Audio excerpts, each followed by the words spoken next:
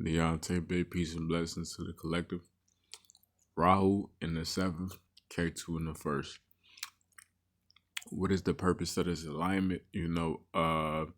What is the energy behind it? How does one properly harness both the Rahu and Ketu end of this axis in order to churn the Amrita that they desire out of the ocean of their life, right?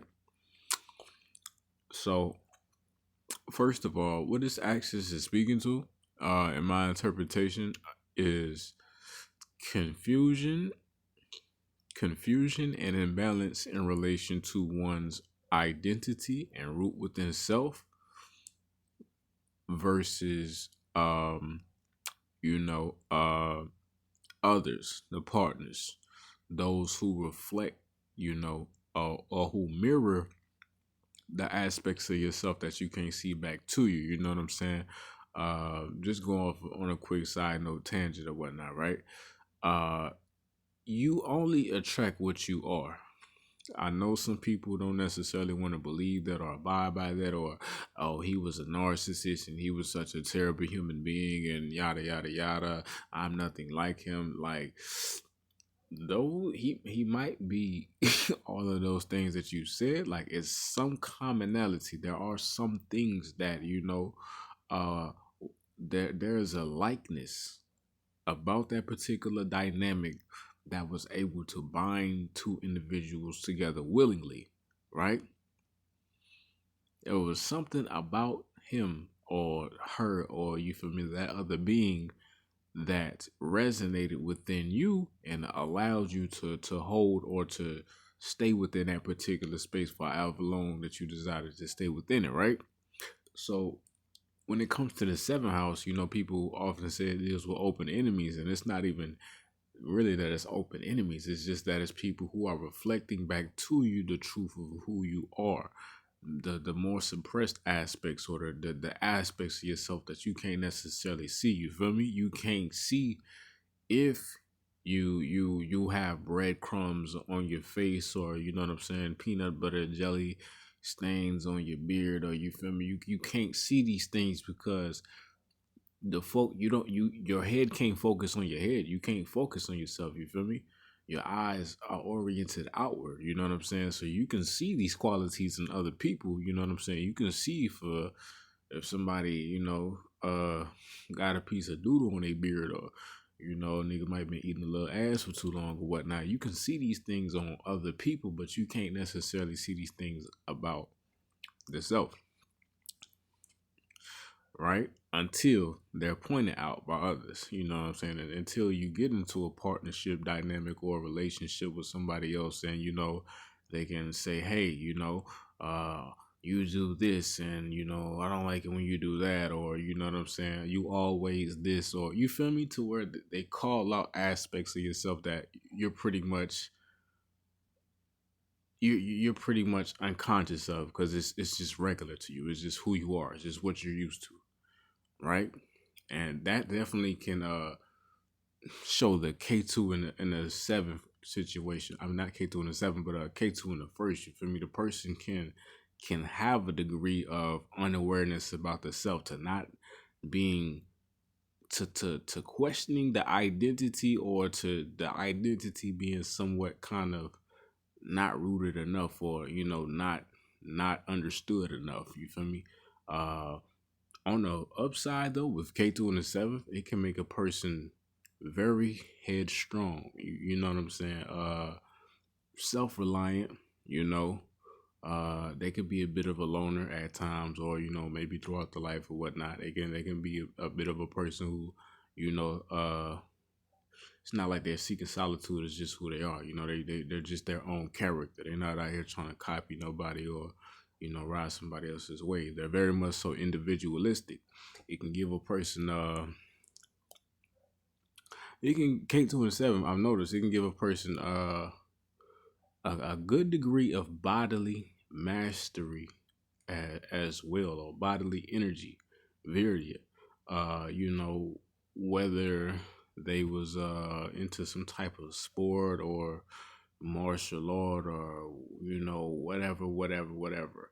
Generally, the body, they have good knowledge of the body, good natural knowledge, good innate knowledge of the body, and the intuition seems to be like the body mind intuitive connection. It seems to be aligned as well. You feel me? Their gut instinct is very much so present. You know what I'm saying? With K2 in the first house, so it can be quite difficult once they're set on a particular thing that they want to do or on a particular outlook that they have. It can be quite difficult to sway K2 off of that unless you can appease the Rahu in the seventh house. And what does the Rahu in the seventh deal with? The Rahu in the seventh, can I've noticed, which ain't necessarily a bad or a good trait, but this is the trait of you can have a lot of conjugal relationships, for lack of a better word, right? You can do your thing, right? In and out, in and out, in and out, right? Which is not no judgment. You feel me? You are who you are. But yeah, you can run through a slew of partnerships. You feel me? You can have a real desire, a real obsession, a real lust for that. That union. You feel me? Not only the relationship union, but the sexual union. You know what I'm saying? You can attract a lot of attention with Rahu in the seventh. The person can be very attractive, themselves, very mysterious, very magnifying. It could be to the level to where Rahu in the seventh, you could be popular, you could be very popular, you could even potentially reach fame with Rahu in the seventh. It'll just make you magnetic. People will just like you, uh, or hate you. Uh, Rahu in the seventh, you can be attracted to a partner that's different, that's mysterious, or that's odd in relation to what you know as normal, but they usually share some commonalities with you. So Rahu in the seventh, whether you dating somebody that's from a different race or a different culture, or it's an age difference or whatever, it's usually a major difference within a partner. Uh, that pulls you in, and that mystifies you, that awakens your curiosity, you know what I'm saying, and all that and whatnot. With Rahu in the seventh, Rahu in the seventh, it's a position that has the potentiality, um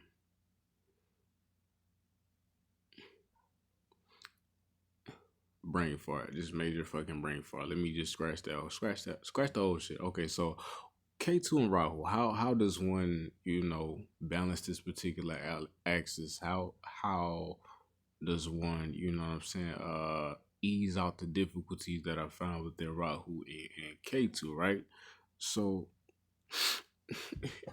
first of all, Rahu in the seventh, we want to, I would say, adopt the idea of a relationship not just being something that you want because it gets your rocks off, or because it's lust, or it's a love, if you want to call it.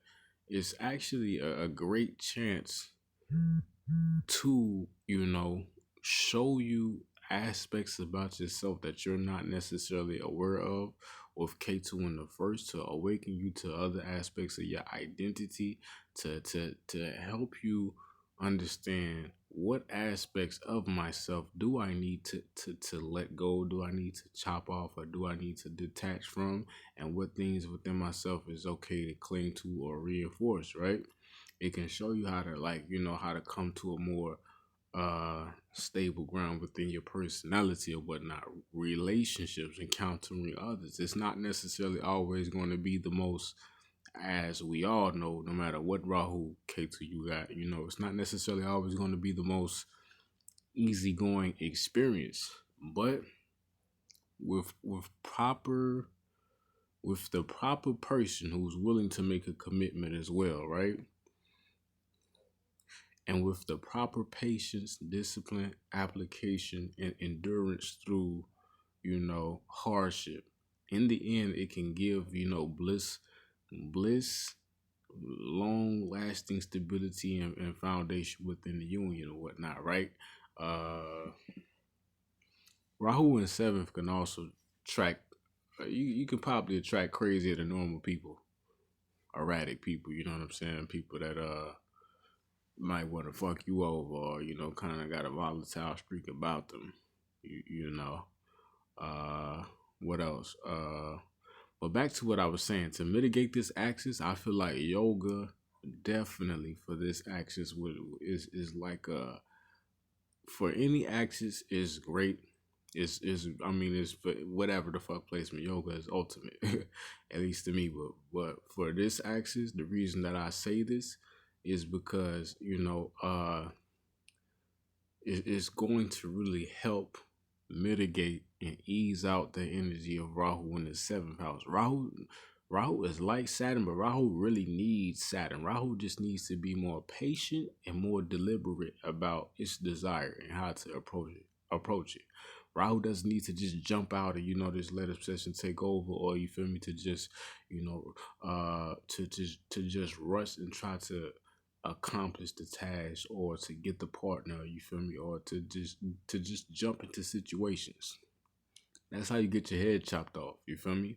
But with yoga, it teaches you when you especially yoga asana, when you meet points of contention, you know what I'm saying, things that might opposes that might be painful or that might be, you feel me, trembling to the body, not necessarily the most comfortable of positions, you feel me. After time, repetition, and proper application, the self same asanas that once provided the person pain or discomfort now give, bliss, deeper sense of contentment, solidification, and union within itself, right? And that's one reason Saturn is exalted in Libra itself, which is the natural seventh house, because it shows you, you feel me? Stick with the process, stay with it. It might be hard now, but it's not always gonna be hard. In the end, you're gonna be a master. And it's not only are you gonna be a master, it's gonna be a beautiful fruit, a loving fruit, right? A loving commitment. Uh but I mean, just in relation to the own life journey, the own self, and to train a person to be able to take, the mentality of yoga into the relationship, you know what I'm saying? I feel like yoga would be a dope way to mitigate, especially the issues of not only just Rahu in the seventh, but Ketu in the first or whatnot. Uh, what else for this particular axis? Um, Yeah, basically, be careful who you get the hunching on. Or be careful, you know what I'm saying. Don't be led blindly by your attractions. You feel me?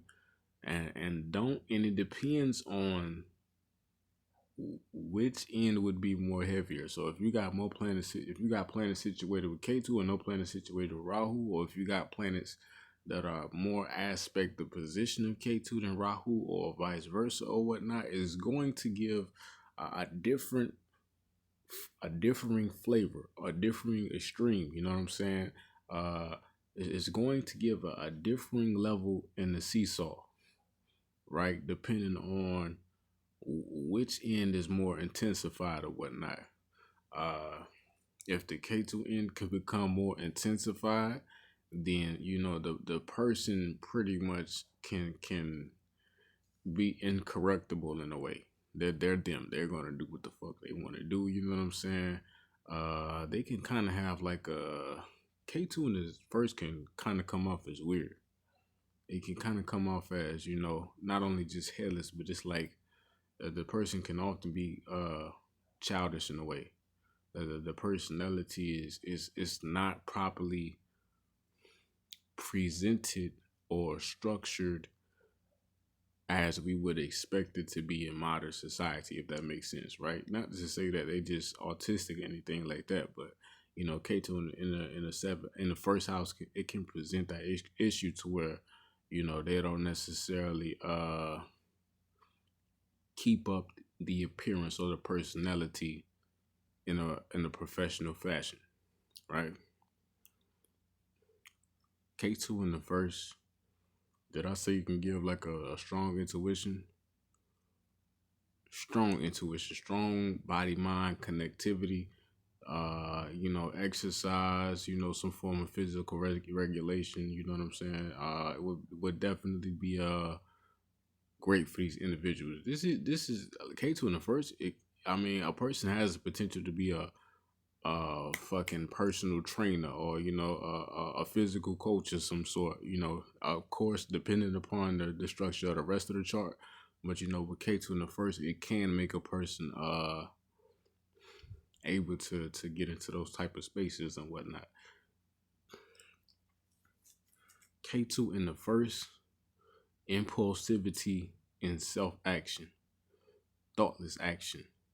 If K2 is properly situated, this can be great because you know how to just you know how to just get to it. You know how to just take action. You know how to respond quickly, or you know how to initiate something quickly, and without a lot of thought or without a lot of barrier or without a lot of confusion or analysis paralysis. You feel me? You know how to just get to it. You know how to even be confident in your own self, be convicted in your own self ability, and get to it, which can prove powerful and necessary if it's properly placed. But if it's not properly placed, it can speak to the exact opposite of everything that I just said. You know what I'm saying? You do some shit and you know what I'm saying, you fuck up and whatnot. Uh so the medicine for this axis, um or not just medicine, but just fuck it, I'll leave it there. I if I got anything else that come up to me, you know what I'm saying, I'll leave it in the comments. Peace and blessings to the collective. Deontay Bay.